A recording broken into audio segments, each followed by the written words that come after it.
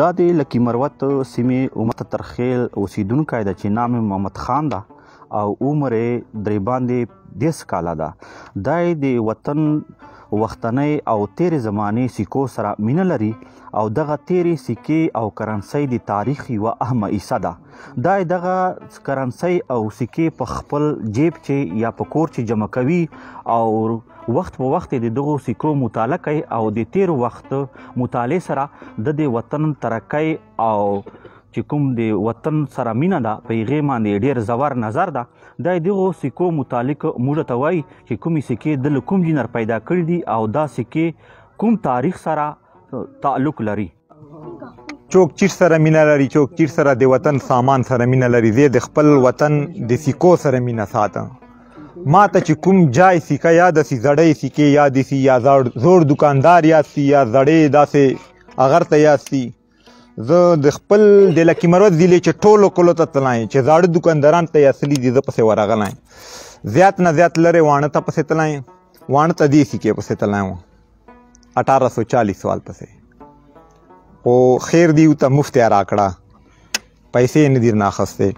او زیات نه زیات سیمو وانډې ته تلای پسې، لنډو متخیل ته او دالې کارکو ته پسې تلای، کارکو چې نری پنوس ته او خورم ته پسې لاړم، یو کارکو چې ډګر سر ته پسې تلایم.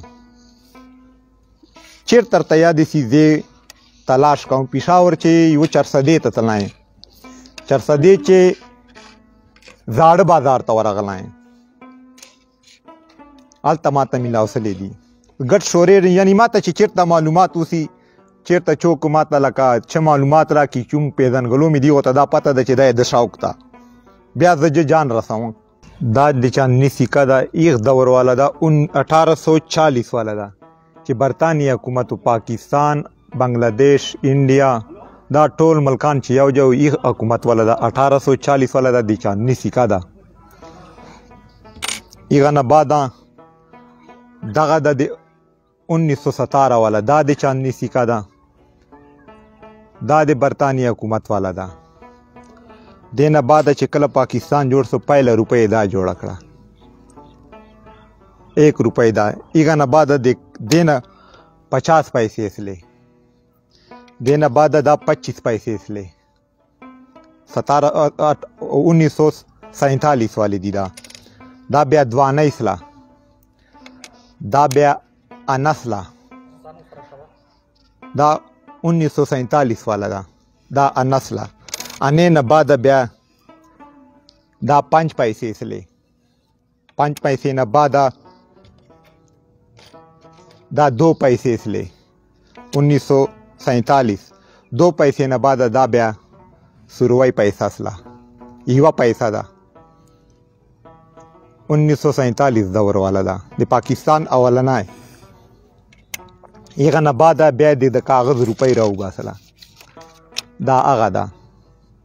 هغه نه بعد بیا دا روپۍ راله په دغه رنګ چې راله، بیا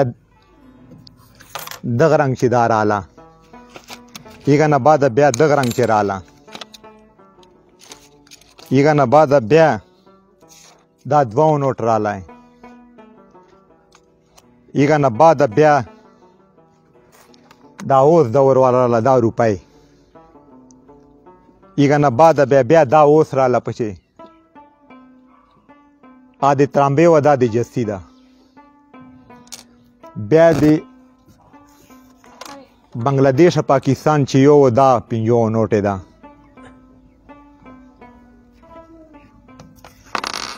دا یې غلام اسحاق دوروال 10 روپۍ نوټ ته، دا د غلام اسحاق دوروال ده 100 روپۍ نوټ ته.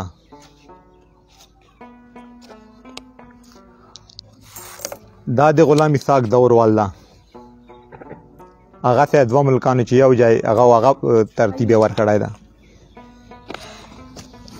هغه نه بعد چې پاکستان 50 سال پوره سل بیا دا نوټ 50 وال رالی، 50 سال ازادي چې پوره سل یو دا رالی پسې، یو دا بیا پسې رالی 50 نوټ. 50 سال ګولډن جوبلی وال، دا 50 سال هغه یې په لیکلي دي.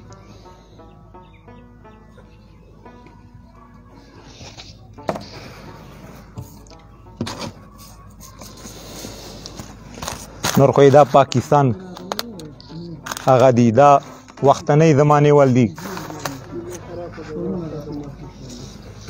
دا د 1835 والا ده دا پیسې نه کم شاید پای ده 1835 پای د پیسې نه کم شي یعنی پیسې نه کم پای براتله دا هغه دور والا ده 1835 دور والا